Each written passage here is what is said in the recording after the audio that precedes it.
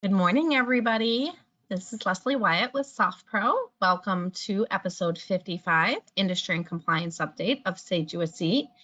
We really appreciate you joining us today. I am going to cover quite a few things and just kind of give you a real high-level industry update. We're going to focus a little bit, obviously, primarily focus on the NAR ruling and the CFPB Supreme Court ruling, but believe it or not, there is actually some other stuff going on too. So before we get started, let me just remind everyone that we do record these and we send a follow-up email with a link to the recording.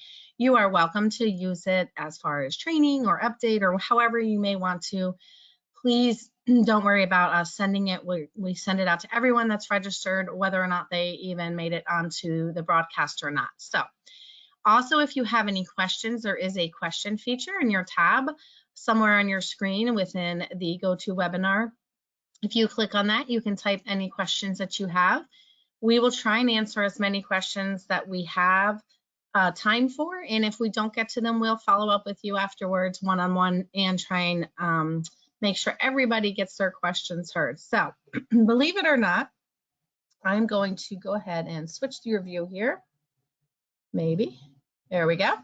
All right, well, believe it or not, we are celebrating our 40th anniversary in 2024, and we are so grateful for everyone that has been a loyal customer, whether you're new or whether you're an older customer. We appreciate you and your business. So we decided that we'd have some fun giveaways, events, and raffles planned for our customers throughout the entire year. So if you were at our SPUG, which is our SoftPro user group back in April, you probably participated in some of this, but we wanted to include everybody. So feel free to go to www.softprocorp.com/40th anniversary, and you can learn more on what's going on, how to register, and how to participate. So please do that and make sure we get a chance to show you our appreciation for keeping us in business for 40 years, and hopefully we have 40 more years together as well.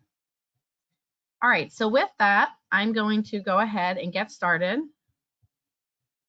And just a quick high level, this is what we're going to cover today. We're going to talk about the Supreme Court ruling, CFPB enforcement actions.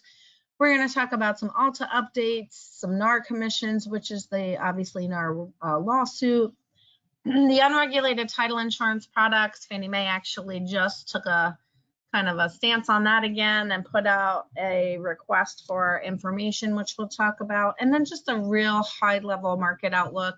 I'll always give my disclosures that I can only go on the information that I'm told, heard, and see, but obviously I don't have a crystal ball, which would be wonderful.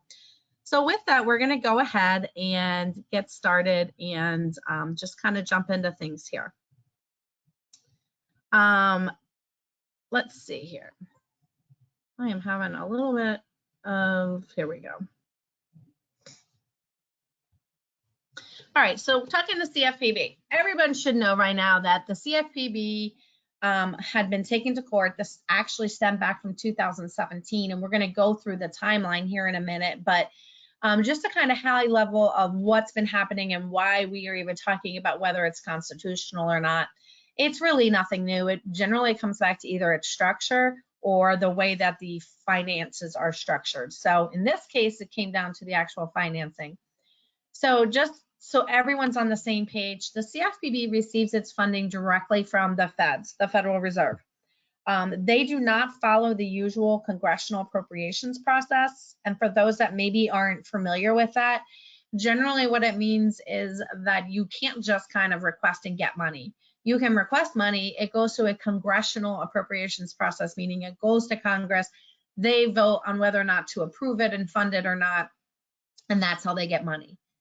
The CFPB was created differently in that it bypasses that and it gets their money directly from the Federal Reserve.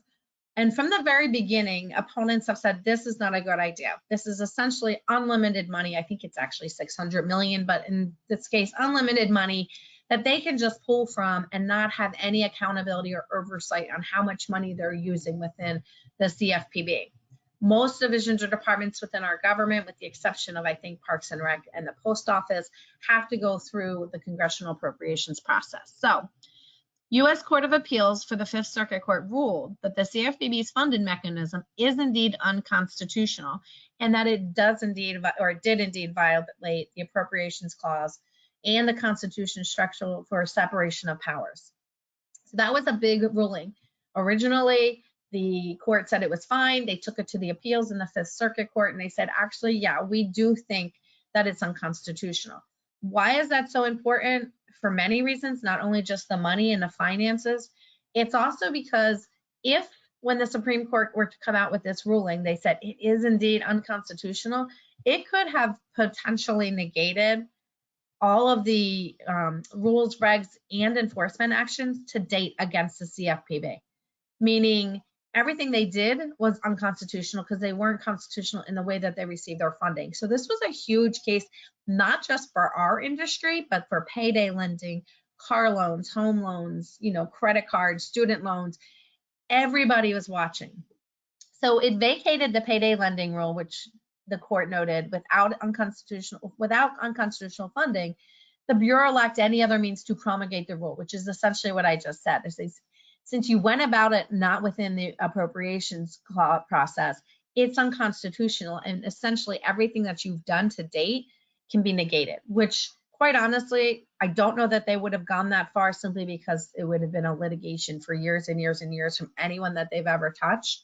But we didn't know what was going to happen, and I just want to give you a little bit of a background. So the ruling calls into question the validity of the rules that the CFPB has issued, like I just mentioned. So it had potential implications for all other federal agencies funded outside of the congressional appropriation process as well, which again is limited, but still they would actually fall under that microscope as well. So they got this appeal. The Fifth Circuit Court said, we actually don't think this is constitutional. And the CFPB decided, in a pretty bold move, to skip a review by the full panel of the Fifth Circuit. And they filed a petition for I can't pronounce it, but CTRE. And what that is it says, we want to skip this. We want to go right to SCOTUS. We want to go right to the Supreme Court. And we also want to go ahead and say, we want to fast track it. So they said, we don't need to go to the appeals court. We're going right to the Supreme Court. This is back in November of 2022. They asked to set the case for that particular term, stating that the consequences of this could be so huge for the whole entire financial industry that they should be heard immediately, meaning bypassing all the other cases that are already in the Supreme Court. So that was November of 2022. Fast forward to February of 2023, and you'll see that the Supreme Court announced that it would grant the CFPB's petition to be heard, but they declined to expedite the case and hear it this particular term. So that was back in 2023, in the spring term. So what happened is it got pushed into the fall term of 2023, and then we had been waiting for a ruling, which we'd expected to get sometime in the first half of 2024. So that's kind of the timeline. It was essentially 2022 that they said, we don't need to go through an appeals court. We're going right to the Supreme Court. They did think they were going to be heard immediately. And of course, the Supreme Court said, we will hear you, but we're not skipping over our current docket. And for you to, skip ahead, we will wait and hear you in the order that you came in. So what was at stake? So the sole question presented by the CFPB's petition is whether the Court of Appeals erred in holding that the statute providing funding to the CFPB violates the appropriation clause, and in vacating the regulation promulgated at the time when the CFPB was receiving such funding. So in layman's terms, the CFPB said that Court of Appeals in the Fifth Circuit Court was wrong. They made an error. We were completely within our constitutional rights. We were completely within the structure of how we were created, and there should be no reason to vacate any rules or regs promulgated that we put into effect at the time that we were receiving such funding from the Federal Reserve. They were wrong, we were right, everything should stay as is. Now, the last time I did a presentation on this, the next slide, I went through all the different possible outcomes.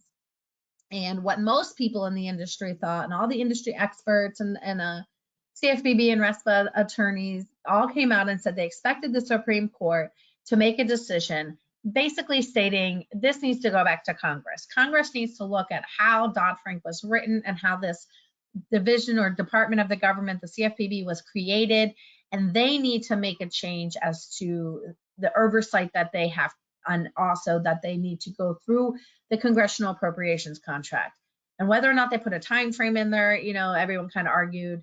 So there was two different ones. Going to throw it back to you, do what you will. Throw it back to you, do it by this date. Do absolutely nothing. Or essentially they change Dodd-Frank themselves and rewrite that legislation and say, we have changed it. You now are under this oversight. Nobody expected that to happen. Very few people expected them to just rule in favor of the CFPB with no side comments or actions. Most everybody thought it would be go back to Congress with a time frame, or go back to Congress and tell them to fix it when you have time. That's what everyone thought. So you can imagine how surprised everyone was. Come May, in a 7-2 decision, the Supreme Court ruled completely in favor of the Consumer Financial Protection Bureau, the CFPB, that it did not violate the Constitution by not following the appropriations clause.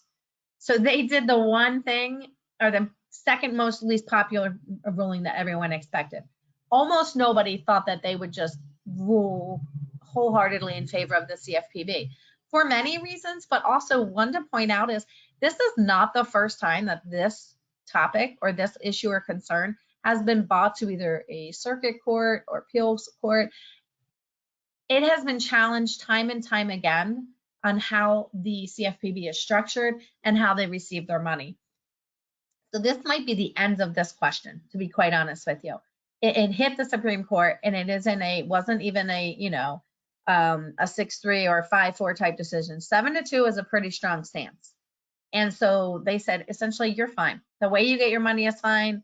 We have no problem with it. That's how it was written in Dodd-Frank. So the decision reverses a ruling from that appeals court in the Fifth Circuit that we talked about. And it says you were incorrect in your ruling, just like the CFPB had stated, and we are ruling in favor of the CFPB. So a few fun facts. Unlike most federal agencies, the CFPB is funded directly by the Federal Reserve with a current annual limit of $600 million. That means every year, without any explanation or really any oversight, they can draft or pull $600 million from the Federal Reserve. Can they just say, give me money? I mean, not in those terms.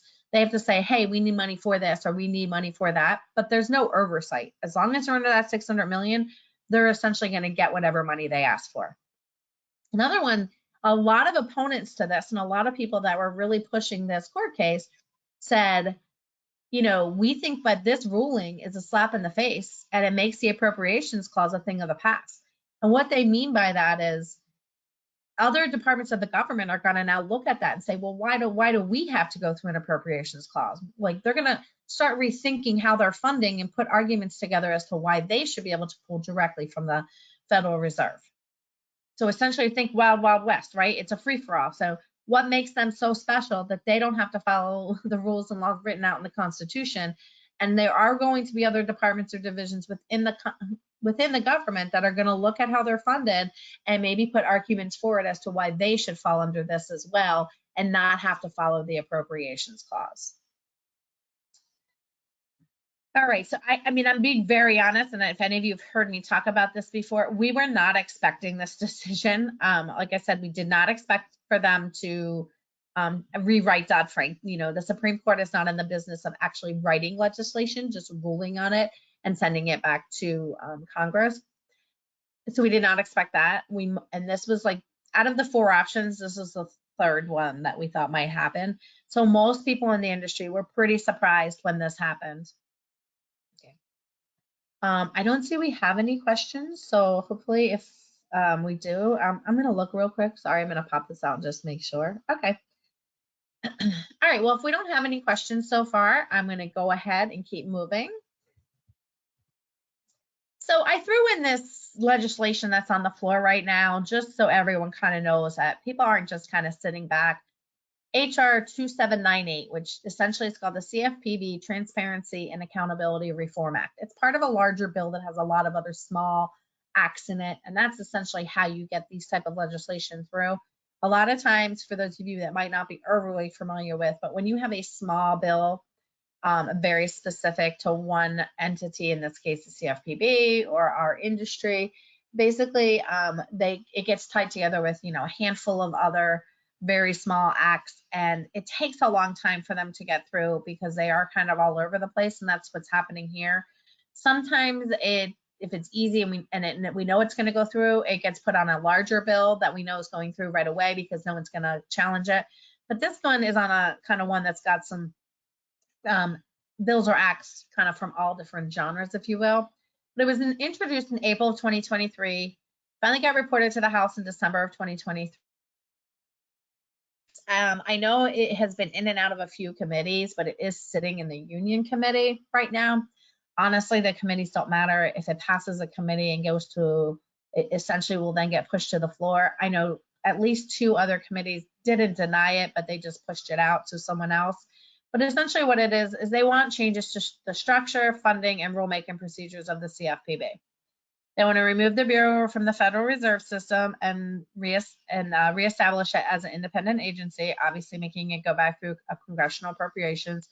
Keep in mind, this was introduced during the time that we were waiting for a Supreme Court ruling. So this would be a pretty bold move right now. And as is with the current administration that's in there, there's really no chance that this will go through. If it stays on the floor past the election and there's any type of change in administration, that's a whole nother story.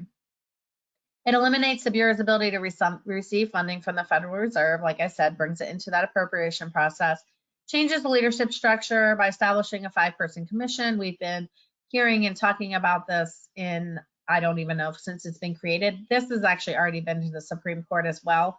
And the only thing that came out of that was it is fine to have a 1-person director.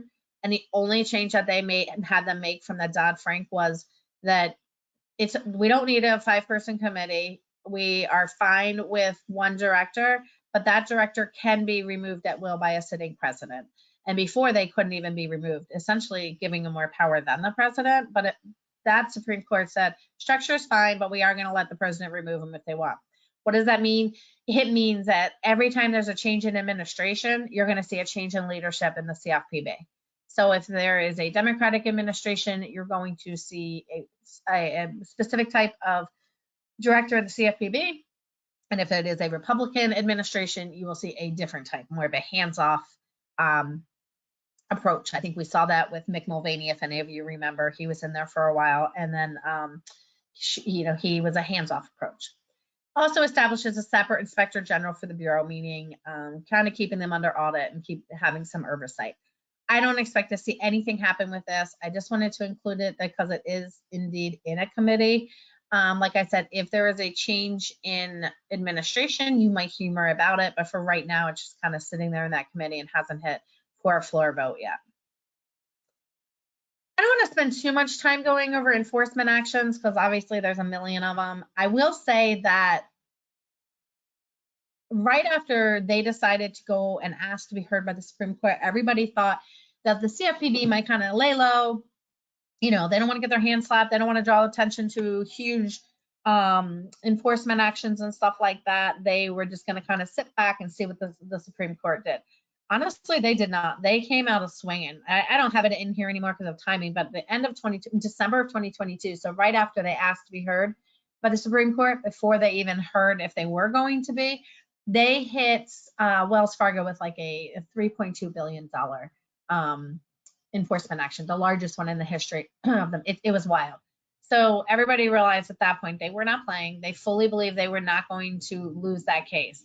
I will say, as it dragged on, the beginning January, February, March of this year, they did kind of lay low. After they were heard and they didn't get a ruling right away, they kind of pulled back the reins and we're kind of waiting to see what the Supreme Court would do. But again, they ruled in their favor, so you can expect to see them come out swinging. I included this one because I'm personally fascinated by this one. It's currently in a lawsuit right now with the Department of Justice as well as the CFPB. This is like a case where you can see why it's put in place, right? I know that a lot of us, especially in our industry, when we hear the word CFPB, we just think headaches. We think changes, constant oversight, changes to our industry, maybe not knowing what it is we do and why the changes are so unnecessary, whatnot. In the grand scheme of things, the CFPB, ideally at least, is a great idea. You know, who is out there to protect the consumer? Who is out there to enforce rules and regulations against entities that maybe are taking advantage of? Now, they do take it too far in many instances, and that's fine. But in this particular one, it was pretty amazing what they did. So, company allegedly operated in a league. So Colony Ridge is a developer in Texas, and they operated an illegal land sale scheme targeting tens of thousands of Hispanic borrowers in Texas. So they were preying on a language barrier. The company developed over 40,000 acres in Liberty County. So essentially what they did was they exploited these language barriers and very, very high sale pressure tactics to borrowers. Would basically be like, if you do not sign now for this particular loan and this loan product and sign here and sign there, we're going to sell it to the person right there behind you. So people were signing, not knowing what they were signing. Like I said, there was a huge language barrier, and they were signing to get these particular loan products, but the loans that were being offered had exorbitant interest rates that they didn't understand, ranging anywhere from 10.9 to 12.9. This was all happening between 2017 and 2021 per the lawsuit.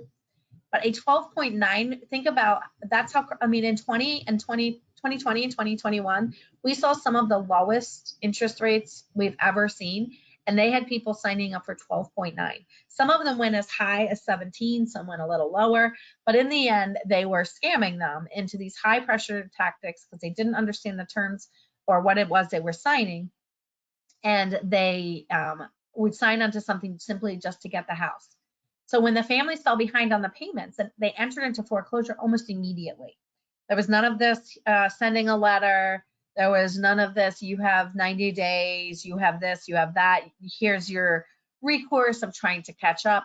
They literally just got a letter, you're late, you didn't pay, get out of the house, we're foreclosing on you. So then Colony Ridge would take these back and allegedly flip the properties, essentially meaning they would repurchase them, they would buy out that loan, and then they would sell them for even higher prices.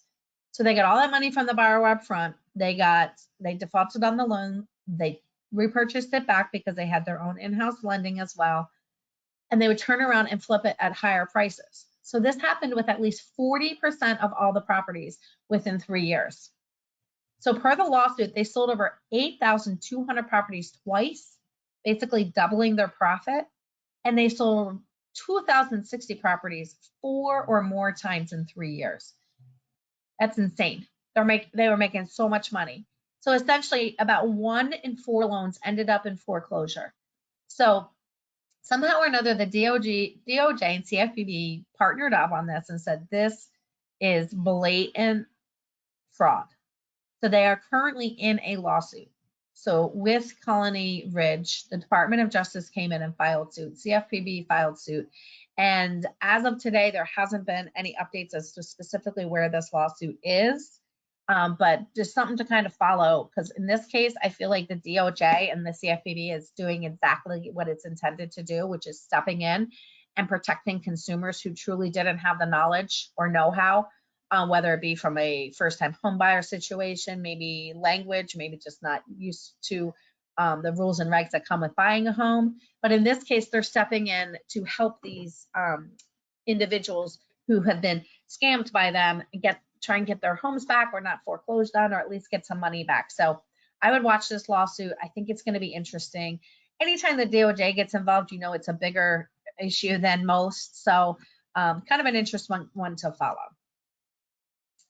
All right, so a look ahead. People ask me all the time, where do you see the CFPB? I couldn't tell you if I wanted to. I can tell you this. Historically, the way the oversight and reach of the CFPB changes based on which administration we have. So we are in an election year, so that may be an impact, right? Or a factor. So if it stays with the current administration, I would expect to see the CFPB go in hard, continue to push through their initiatives that they've been working on. If it switches to a Republican administration, I would expect to see them pull back some rules and regs that they've been working on, and I would expect them to pull back off to a more hands-off, more educational approach. So that's historically what has happened.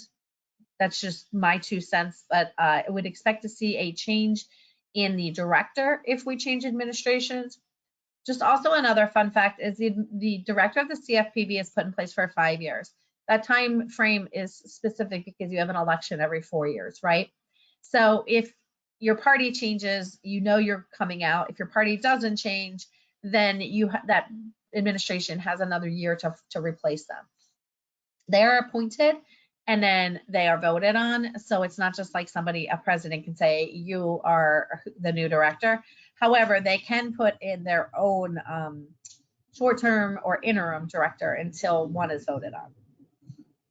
So as the Bureau grows increasingly aggressive, regulated banks and other players will probably be more willing to go to court to challenge its rulings.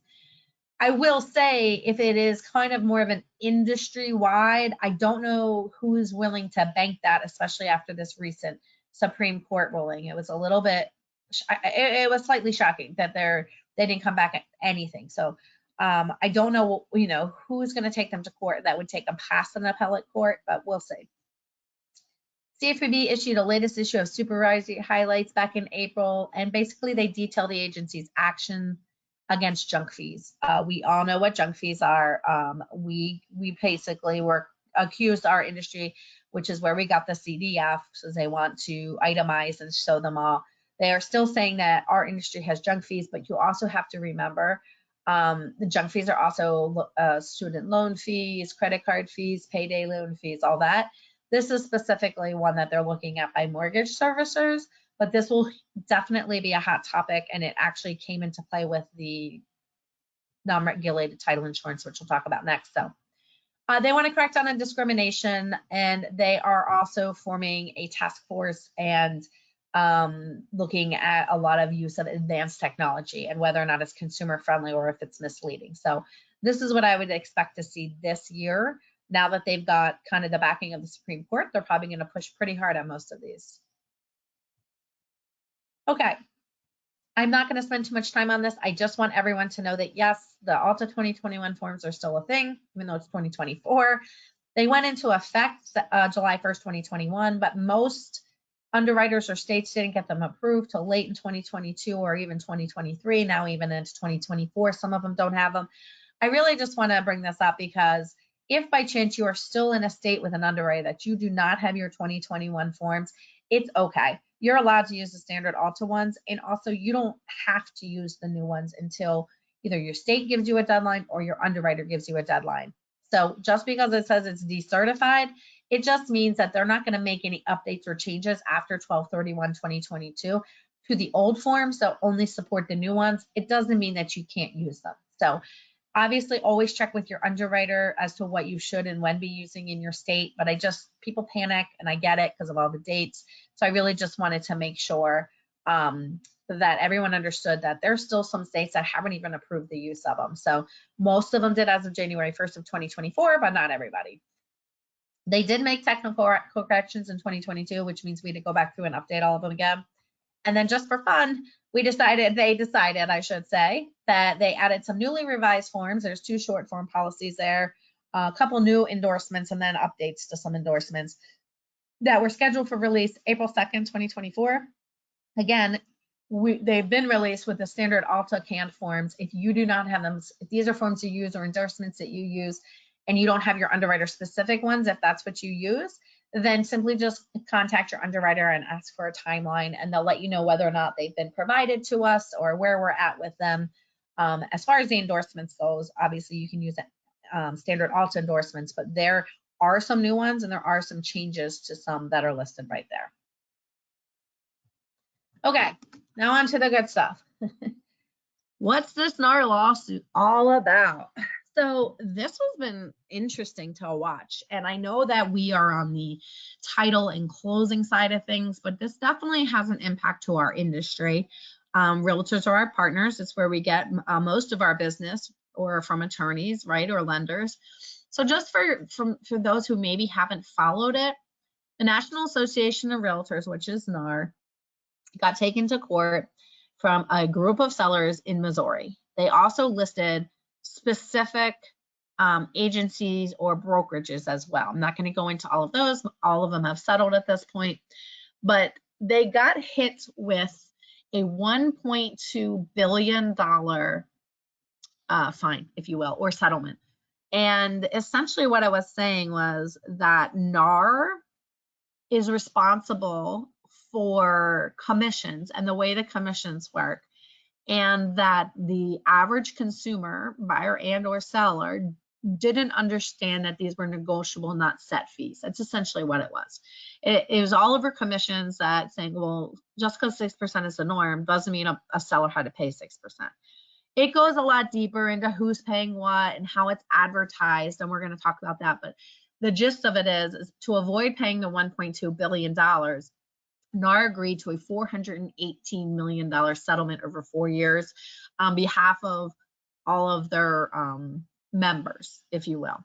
So just like ALTA is our national trade association, that's what NAR is for the realtors. They all have their own local real estate associations, but NAR is their national, and it is at one point, if it still isn't, the largest trade association in the country. So it is always under the watchful eye of the DOJ, which we'll talk about.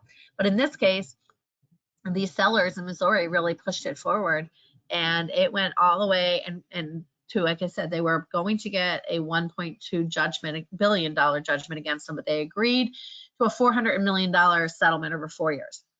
So it is still subject to final court approval, and that approval date is set for November 26, 2024, which is interesting because, as I'm going to show you down here, August 17th is the effective date for a lot of the new forms, and there is not expected to be any pushback on the acceptance of this, so maybe that's why it's okay.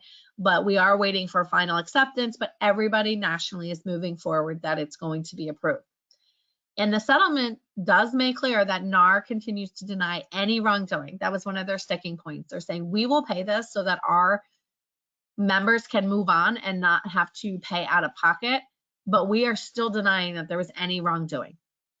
So what does this mean for everyone? So they agreed to put in place a new MLS rule prohibiting offers of broker compensation on the MLS. What that means is you can't show the compensation on the MLS, and you can't do any more of the $500 bonus to selling agent or buyer's agent, whatever, $1,000 if sold by this date.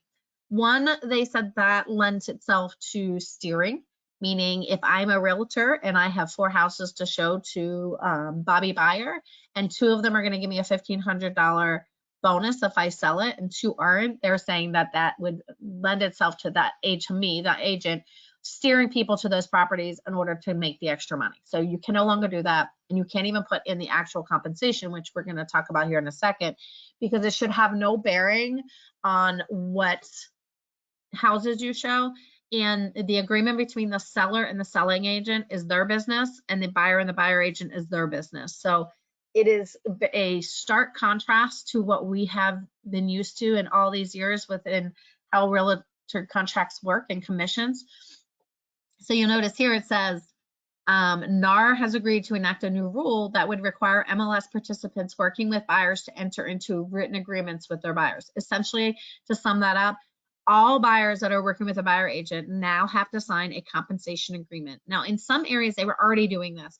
These are going to be new and updated forms. And the reason why I say that is because all of the wording needs to change, right? So right now, I believe they're changing the words commission to compensation.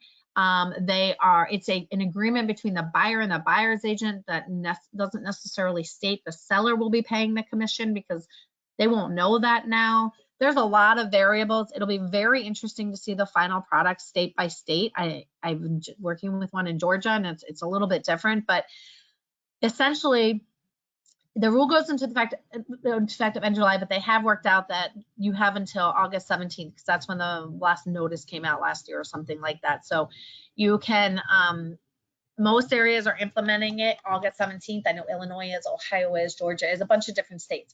All that means is that form is being required and going to be implemented. I personally haven't seen all the different forms, like I said. People ask me all the time, like, what the heck does this mean for a buyer paid fees versus seller paid fees? And we're going to talk about that in the next screen. But just know that we've got some updates and new forms heading our way. A lot of these forms we don't have to deal with, but I know in some of the areas for people that are on the phone, they do deal with a lot of realtor firms, or at least help provide them. So that may be something. If they change the words commissions on a state-by-state basis, we might need to change forms to say compensation instead of commissions. Your rate tables might need to be changed if they always automatically do 6% to the seller. A lot of like kind of one-off or domino effect things might be coming our way. Nothing major, just stuff we want to keep our eye on. And then we don't know what the new commission models will look like. You know, I can talk to 100 people and get 100 different answers. Some realtors are not worried, let me tell you, at all, whatsoever. Nothing's going to change. This is how we do business. It'll be a new form. We'll still pay the buyer's, you know, portion, blah, blah, blah. Other areas are like, this is not going to end well for us. Like the way that they do business, like they're going to have to assume that the buyer is willing to pay those fees unless negotiated in the contract to the seller. So it runs the gamut, and I think only time's going to tell. But I can tell you, here are some things that overall nationally people are looking at. So supporters of this believe it will eventually lead to lower commission rates and home prices. Why lower home prices? Because eventually, if you have a lower commission rate, you're willing to sell your house for less, because right now you're whatever you're paying out of your commission, a seller is saying, okay, well, this is my bottom line, so price it to include that. So if commissions come down because people know they can negotiate them, then maybe home prices would come down. The opponents say that in addition to added costs for buyers, meaning they may now have to pay the buyer's agent their portion of the commission because the seller has now wisened up, or through disclosures know they don't have to, it might slow the pace of home sales. And the reason why is it kind of pushes them out of the market, which is what I have in this next one. If the buyers have to pay that portion to agents, home prices will have to decrease to help return to a balance. But in the short term, buyers, especially first-time home buyers looking at those, might get pushed out of their reach. Meaning, if I'm at my limit at $500,000, but now I'm expected to pay 2.4% of that commission, I can't afford that house. I have to either go in lower because I don't have that money. So it's just very interesting. It'll be interesting if how any of that could be tied into a loan as well. Because right now it just comes out of the seller proceeds. Is this just going to be more money the buyer has to bring to closing, or can it be part of closing costs? There's a lot of really unknown things here. So a couple of things to also think about from the realtor side is it may lead to real estate offering cut rate commissions. If you're in a really competitive market and your way to say, hey, guess what? Never pay 6% again for Susie agent and Bobby agent, who are our top agents. I'll do them all for 4%. We don't need to pay the buyer's agent, commission anymore. So cut rate commissions doesn't always equal the best service. So that's also a concern for the consumer here as well. Some facts, statistics, 62 people who responded to a survey said they would consider using online platforms or discount brokers over your standard traditional setup. So even those who maybe don't know all the details, the whys or hows, they just know, and what they see is NAR got dinged with $418 million because they've been charging too much commission. That's all they hear and say. So they're saying, we don't even want to deal with that. We will go ahead and just use one of these online platforms or someone who gives us a discount. And then more than half the buyers and sellers, which is crazy, would forego real estate agents altogether in the most recent survey. That's of this month. Now, again, I will say location matters. In some areas, they may never see anything change. This is just how we do business. It's a high-end market, a low, whatever the reason may be. But overall, nationally, they are going to be impacted to this. We just don't know as to what extent, and we don't know how long that trickle will happen. So a lot to watch. Not as much as far as our day-to-day, but these are our partners who give us business, right? So if they're losing business, we're losing business. So it'll be interesting to follow. I'm not going to spend much time on this, but just know that DOJ and NAR have a long history. They are announced that they will reopen an antitrust investigation into NAR after this $418 million settlement. This will be long going, but this is not the first time. They've requested information about broker commissions and how they're marketed for years. So now that DOJ is involved, though, I think it's going to draw out and draw more attention to it. So just kind of something to watch. Unregulated title insurance alternatives. We all know what this is. I'm not going to spend too much time explaining it. I will just say on March 7th, in the State of the Union address, Biden released a plan and said, hey, we're going to lower housing costs by saying you don't need these lenders' title insurance on certain refinances. And went on to say it's going to save first-time home buyers money. It's going to get rid of junk fees. It's going to lower your closing costs. At the end of the day, it's for refinances and for people that already have 20% equity. That is not your low income first time home buyers. It's very, very misleading. It's smoke and mirrors. And ALTA even went on to say it was misguided effort and should only be seen as purely a political gesture that offers a false promise of savings for homeowners, when in fact, all it will do is expose consumers, lenders, and taxpayers to greater financial risk. It is only going to benefit high income homeowners, people who have that equity in their homes and they can afford the refinance costs and they can drop that lender's insurance and get a small, alternative product. It's not going to benefit your first home buyers, at least in this model. Not to say down the road they wouldn't make changes, but it's definitely not going to help anybody right now. So just recently, they issued a title waiver pilot request for a proposal. What does that mean? It's a fancy way of saying, we would like to request people to go on and essentially say, we would like to participate in this title waiver pilot program, meaning we are a underwriter that would offer this alternative product. We are a title company that wants to be considered as someone who will issue it. We are a technology company or software platform that can make changes as necessary to also issue this form. So they are first focusing on identifying industry participants that own or use Instant Title Engine for use in this pilot, meaning they would have contacted a technology company or software company, and they're in place to start.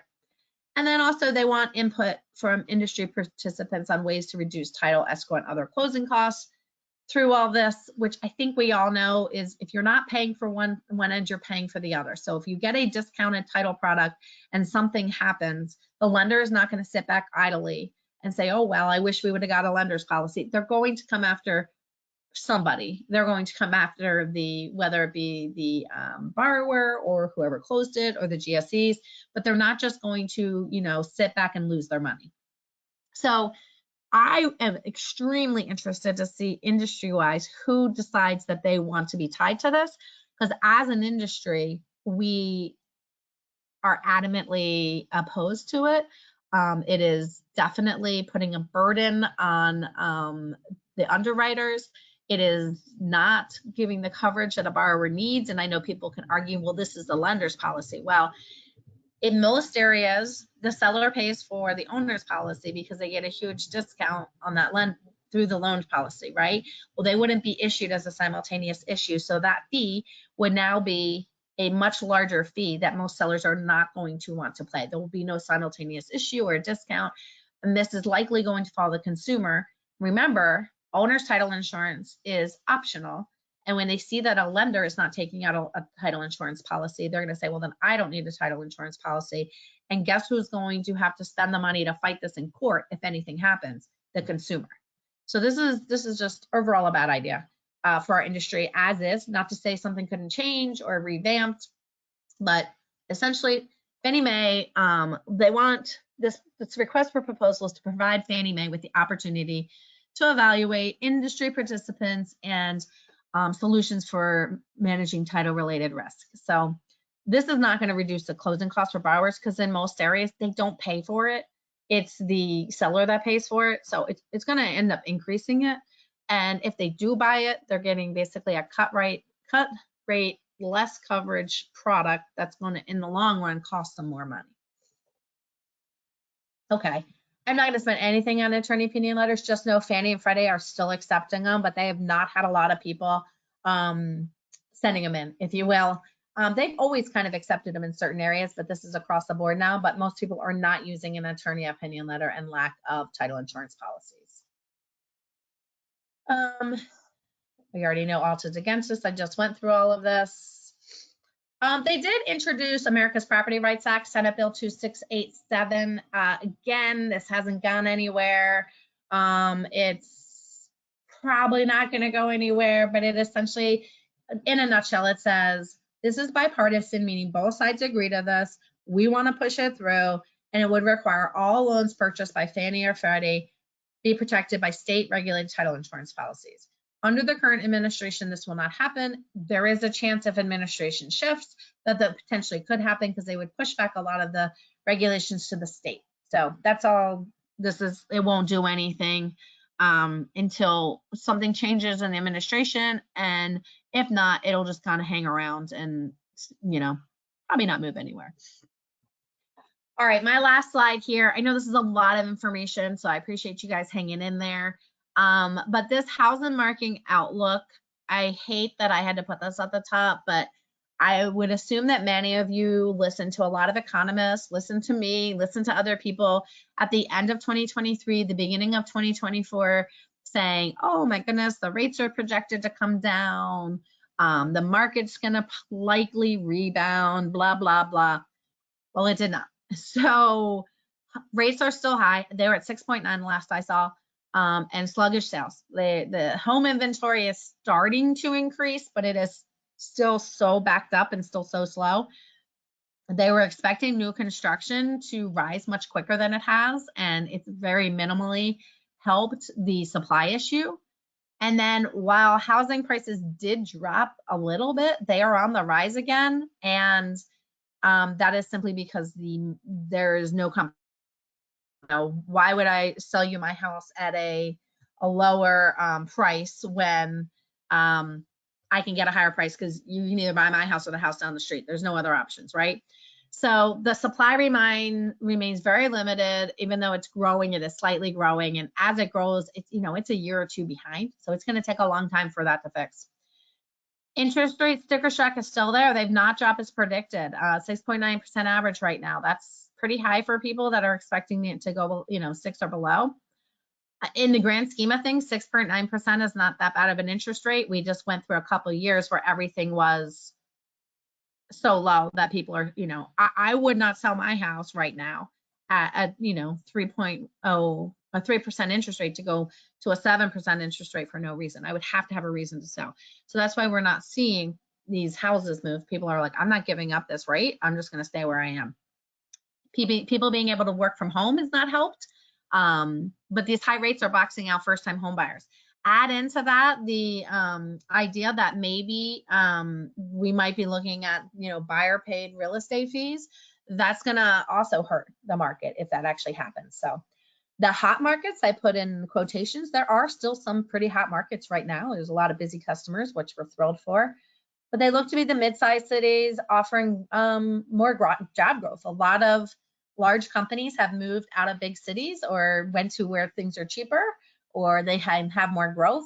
So large cities have almost no inventory, and the prices are high, interest rates are high, and so their markets are not that great right now in most areas. Like I said, this is generic. Your area might be booming, your area may not be, but overall, this is the outlook. So I'll add in here again the NAR settlement, buyer paid commission, added buyer's cost, or the threat of added buyer cost is going to definitely impact what homes people can afford and what they're going to look at. So I wish I had a better slide right here.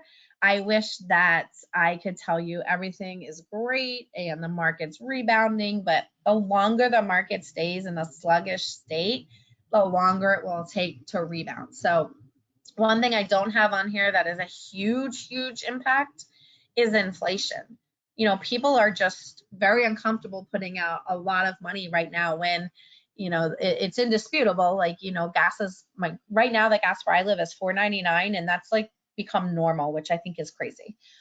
Grocery bills are up over 20%. So just the cost of day-to-day living because of inflation is so much higher than it was, that people are just kind of hunkering down where they are, and they don't have that extra income or that extra money for a down payment or to pay more in interest rates or whatever it may be. So inflation is another cost that is impacting this. So I'd love to say an election year is going to fix this. It's not. I mean, like I said, it's something that's going to kind of have a domino effect and climb its way up and down.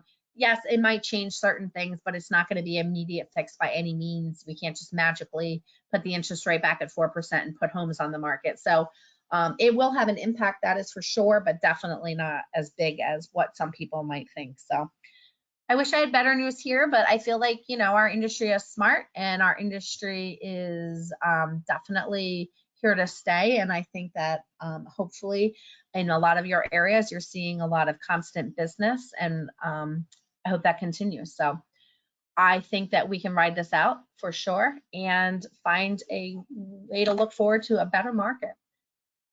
And I think with that, Ellen, I am done. I don't know if we have any questions on anything. I'm happy to answer any questions. I know it's a lot of information and it's a lot of just listening to me talk. So I apologize for that. We do try and mix it up and have different people on here, but it's a lot of information in 1 hour. So if I have any questions, I'm happy to answer. If not, we hope everybody had a happy, safe 4th of July. Reminder to go onto the website and check out what we have for our 40 years going on for our customers. And we appreciate your time, your loyalty, and we look forward to seeing you or hearing you on the next Save USC. Thanks, Leslie. Yeah, we don't have any questions right now, but as Leslie mentioned, if you guys have any after the fact, definitely feel free to reach out. We're here if you need us. So thank you guys.